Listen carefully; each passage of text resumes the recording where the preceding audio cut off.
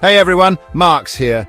Today I'm diving into Apple's massive $500 billion investment in the US over the next 4 years. Is this a game changer or just a PR stunt? Let's break it down. First off, the investment. Apple is planning to pump a whopping $500 billion into various projects. This includes new AI research hubs, expanded chip production, clean energy projects, and data centers. They're also building a new factory in Texas and doubling their US Advanced Manufacturing Fund, which will contribute to AI server production. And hold on to your seats. Apple's looking to hire 20,000 new staff. That's a whole lot of jobs. So why is Apple doing this?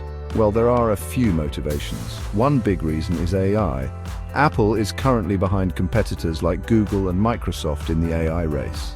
This investment aims to attract top talent, secure chip supply chains, and develop in-house AI models. Another reason is diversifying manufacturing. Apple's making moves to produce 25% of its products outside of China by 2027. This investment helps build US factories and secures partnerships with US-based companies like TSMC. Plus, there are financial incentives.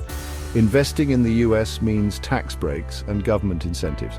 And let's not forget the political goodwill. This kind of investment generates positive PR and strengthens Apple's relationship with the US government. Now let's talk impact. This investment will create tens of thousands of jobs for engineers, researchers, and green energy experts. The 20,000 new hires are just the tip of the iceberg.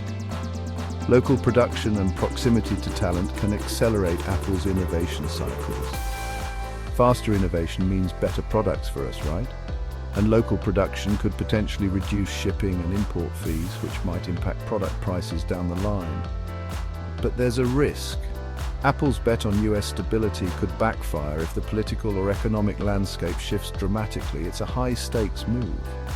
In the wider context, Apple's investment is part of a larger trend of companies bringing manufacturing back to the US, a process known as onshoring.